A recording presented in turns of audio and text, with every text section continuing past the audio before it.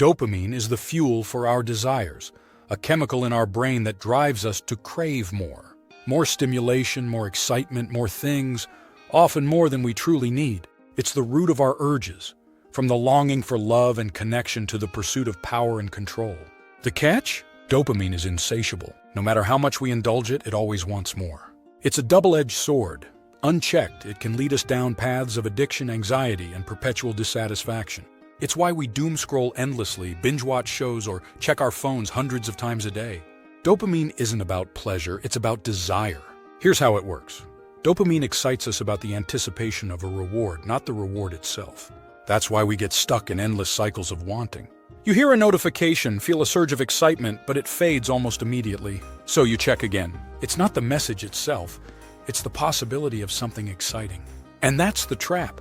Constantly seeking the next high, but never feeling fulfilled. Dopamine doesn't care about satisfaction.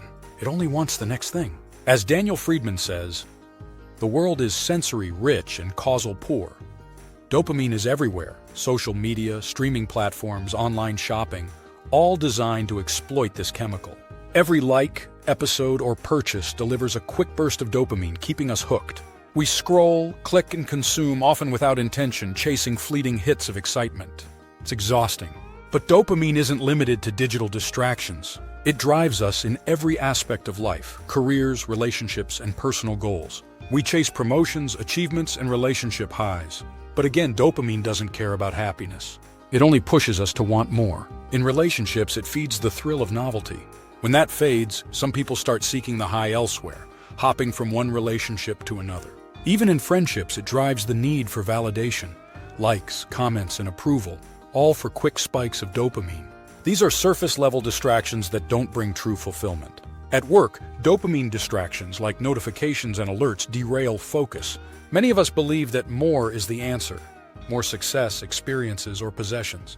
But dopamine deceives us, tricking us into thinking the next thing will make us happy. The truth, the finish line keeps moving. Dopamine is like a friend convincing you to stay out for one more drink, but the fun never quite matches the hype. As Naval puts it, the modern devil is cheap dopamine. Social media is a perfect example. We post, get a few likes, and feel good for a moment. But it doesn't last. We check again, hoping for more engagement.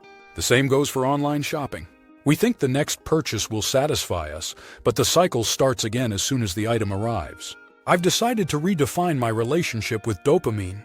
I don't want to be controlled by the endless need for more. Instead, I want to feel content with what I have. My first step, awareness. I'm starting small, like not upgrading my phone this year. I've turned off notifications and keep my phone out of sight when I need to focus. When I catch myself mindlessly scrolling, I pause and rethink my behavior. Instead of chasing quick hits, I'm replacing old habits with mindful ones, playing with my daughters, reading more, or going for walks.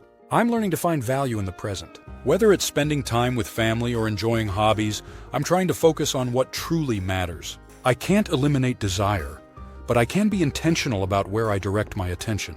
It's not about giving up goals, it's about enjoying the journey. Whether it's learning a skill, getting healthier, or working on a project, I'm trying to find satisfaction in the process, not just the outcome. Dopamine isn't inherently bad. It drives us to explore, achieve, and connect. But when it controls us, keeping us trapped in cycles of endless wanting, it's time to step back and reassess. Breaking up with dopamine means finding balance. It's about reclaiming control and seeking deeper, more meaningful satisfaction. Things that don't provide instant gratification but bring long-term fulfillment. It won't be easy. Dopamine will fight back. But by identifying my triggers and building healthier habits, I can protect my focus and prioritize what truly matters. As Thibaut Maurice wisely said, you can protect your focus by building habits and systems, or you can remain unprepared and let anyone distract you from the important things you should be doing with your time. Dopamine can either drive us or destroy us. The key is learning how to manage it.